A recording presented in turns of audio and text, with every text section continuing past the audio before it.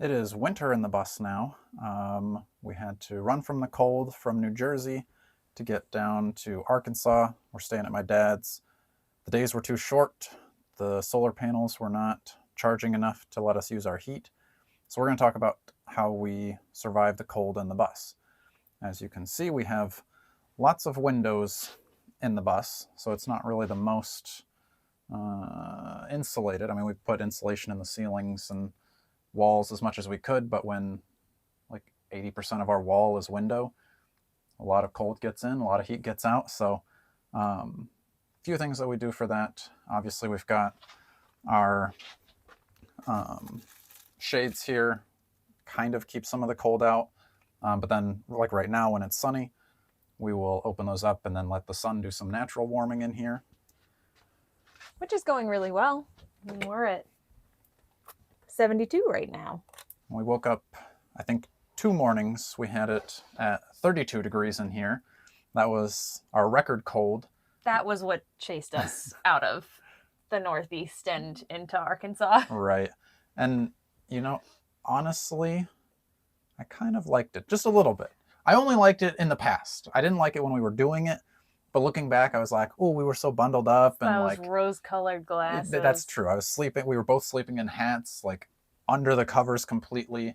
Penny was in bed with us. So even Penny was under the blankets. I was going to say, Penny's another natural heater for us. So she'll come up in bed sometimes and warm it up.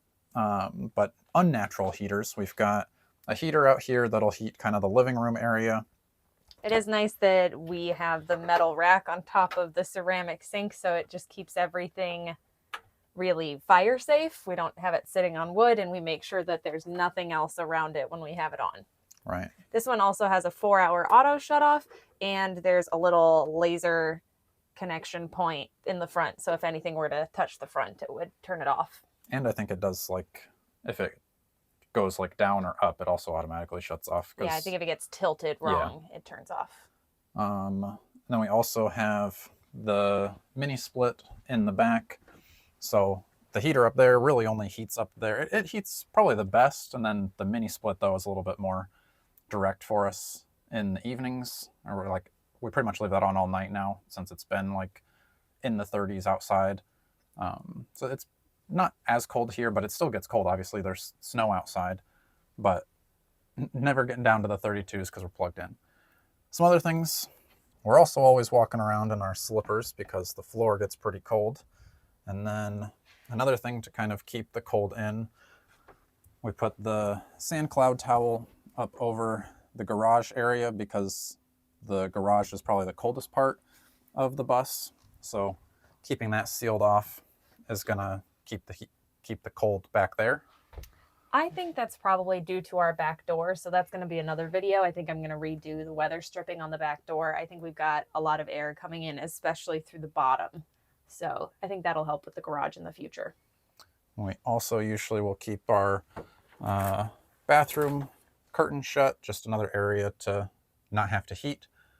So then on our bed, in addition to having the mini split, we've also got several layers of blankets. We've got the top layer for a comforter. Pull that back, I've got my fuzzy fleece superhero blanket that Savannah made me. Underneath that, that's the real lifesaver. That is a queen-sized electric blanket. It's got 2 sides that, you know, I like mine a little bit warmer. Savannah likes hers not quite as warm. So you can adjust those separately. If we can find the link for that, I'll post that in the description because that's been a lifesaver.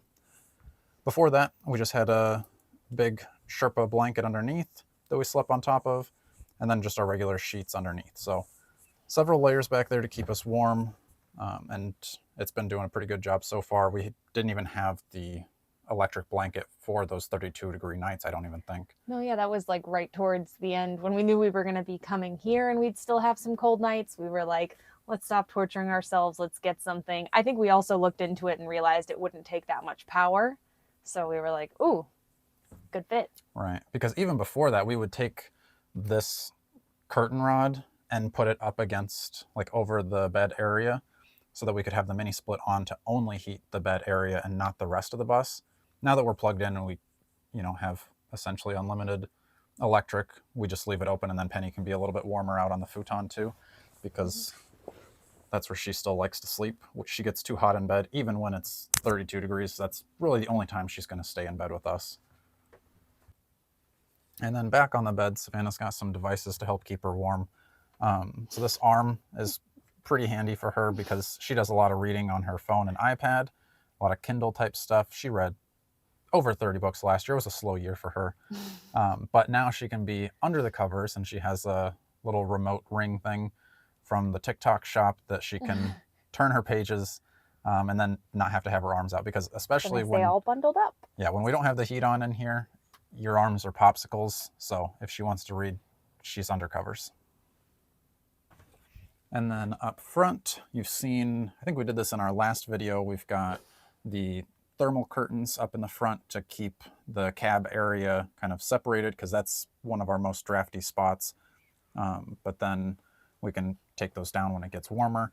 Even beyond those, we've even got a thermal curtain up against the passenger door, because again, that's another one of those spots that's not completely sealed. You can kind of see some snow falling through that when it's snowing outside, but it's not too bad. That's another future bus project video. Yeah. And then from the start, we've got this cover on our ceiling fan. So that's just held up by magnets. And then that's where our ceiling fan is. So that'll help with, ooh, even just you taking that off there, I feel the cold come down. Yeah. Other things to help us stay warm, we held on to our electric kettle. And we definitely make a lot of warm beverages, especially on those 32-degree days.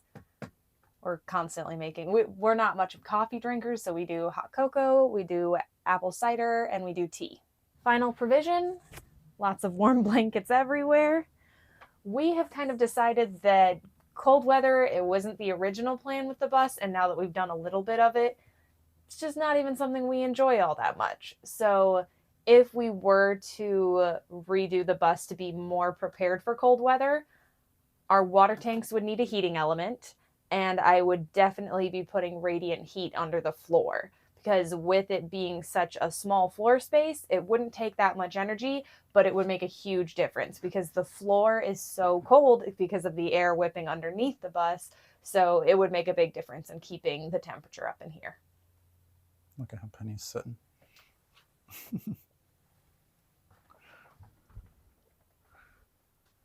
Looking out at all the snow. So that's how we're surviving the cold on the bus. Let us know if you have more questions and what other things you want to see in the bus, and we'll try to get those videos made pretty soon. And we are very excited for warmer weather in the bus here soon. Yes, I can't wait to show you how we survive the beach in the bus.